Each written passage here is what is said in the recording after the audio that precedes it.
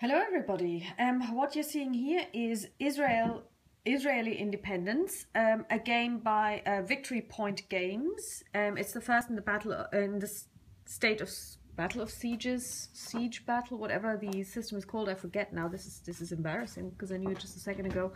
Well, you see, I'm turning 42 next month, so basically this means I'm slowly losing my marbles, and this is actually the end. I think about 10 turns in, 10 cards in, I've lost. As you can see, two armies, Jordan and Syria, have advanced into West Jerusalem, which means I, as the Israeli player, lose. I didn't play with the Israeli offensives, which are basically additional attacks that you can launch on your opponents, and I thought I was lucky and off to a good start, because on the very first turn the Egyptian army was removed from play through an event on the card. The first card basically said, on December 22nd, 1948, the IDF launched an operation to force Egypt to terms. The operation seized large portions of the Negev desert, encircling Gaza by sweeping into the Sinai Peninsula. Soon after, an armistice with Egypt was achieved. And this armistice means that if Egypt's army ends this turn in its box 4 El Arish, remove it from play, seeing as it hadn't moved at all, because this was the first turn and Egypt doesn't move on this card at all. Egypt was immediately removed from play, so I thought, okay, well, that's brilliant. This just leaves Lebanon, Syria, Iraq and Jordan. Brilliant. Unfortunately, I still lost, and I have to say, this is a fascinating game. You may say, okay, well, this is probably one of the simplest maps you can imagine, and yes, it is. When you look at it, this is a stylized map of the Middle East. You have Jerusalem here in the middle. You have 5 countries surrounding it. Lebanon up here, Sidon, Acre, Haifa, Tel Aviv. This is the path of the Lebanese army. Then you have Syria, starting in the Golan Heights, moving down to Safed, Tiberias, Nablus, into West Jerusalem. You've got Iraq, starting on the Jordan border, Jenin, Domia, Ramallah. And then you have Jordan, starting in Transjordan, Jericho, Ramallah, East Jerusalem. So basically, there are 2 Ramallahs on the map. And then you have El Arish, Egypt moving from El Arish through Gaza, Beersheba to Hebron, and then into West Jerusalem. This is the map. How do you play? Well, what are the chits like? Because this is a war game. Certainly, there have to be chits. I mean, it's called Chits and Cats. We just saw the cat walk around. So these are the chits. Very few chits indeed. I didn't even have to do a counter scan because I'm like, yeah, well, I can reproduce these counters anytime I lose any. You have, wait for it, 8 counters. 3 of them are Israeli offensives, which you use with the additional rules that you want to have additional offenses if you find the game too challenging.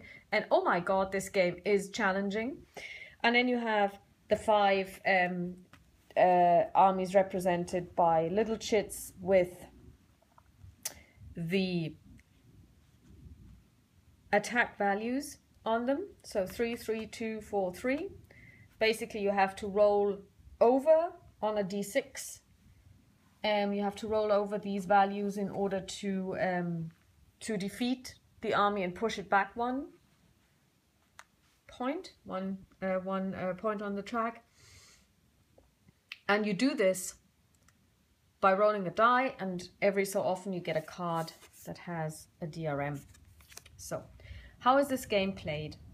You have these cards, you shuffle them, and you create the so-called draw pile. All of these cards go onto the pile. And then you draw the first one, you open it up onto the action pile. And you do 2 things. First of all, you check from top to bottom, you go through this list. You can't, it can't get any simpler than this, I think. First of all, armies advance. In this case, it's Lebanon and Jordan. So if we take Jordan here and Lebanon over here. They each advance 1 box. So next, it tells you that Israel has 2 offensives on this turn and a 2+2 DRM versus Egypt. So I roll once. I can try and defeat Egypt, or I can try and push. Well, I don't know what happens actually if they're in the number 4 box. Then I don't think that they can actually.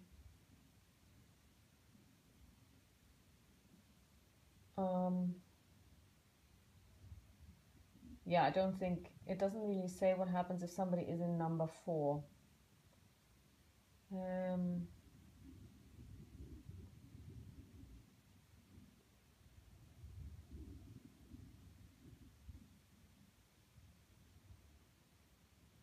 Yeah.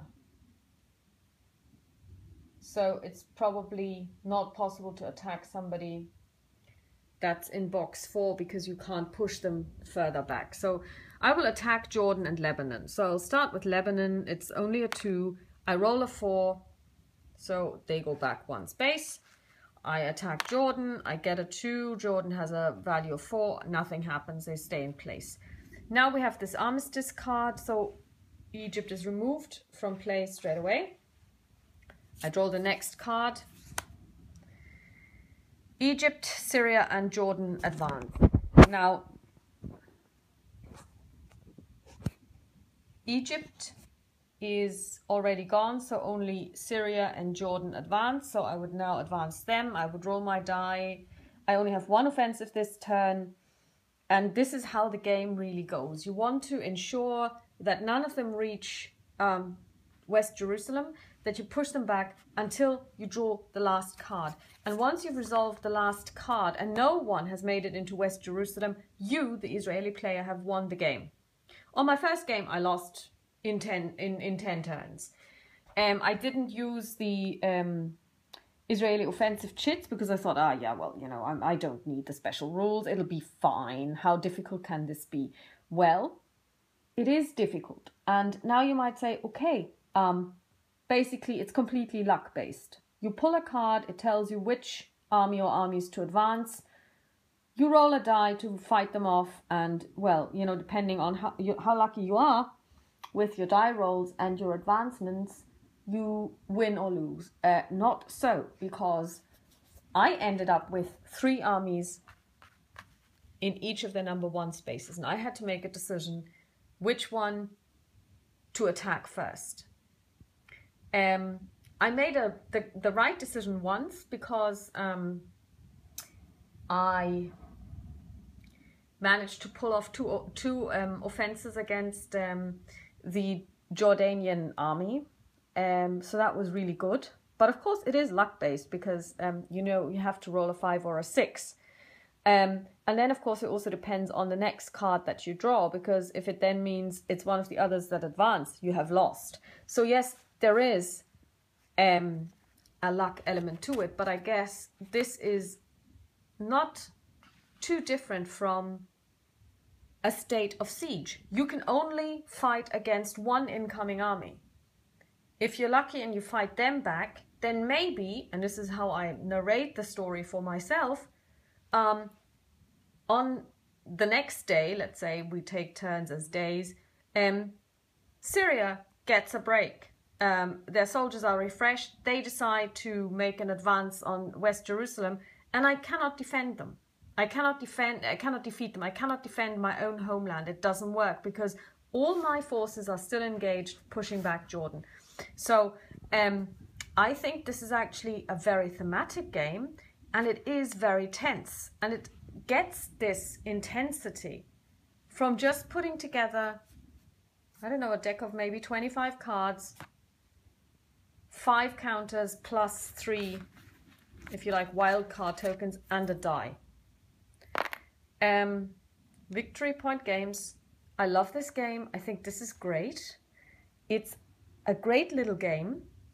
And I will definitely take this one with me when I'm going to Tenerife, because this is going to be hours of fun. It's a filler game that you can play while you're waiting, I don't know, for the water for the pasta to boil when you're cooking or something. I can totally envisage myself playing this in the kitchen while I'm preparing my food and waiting maybe for something to boil or something to, I don't know, roast in the oven.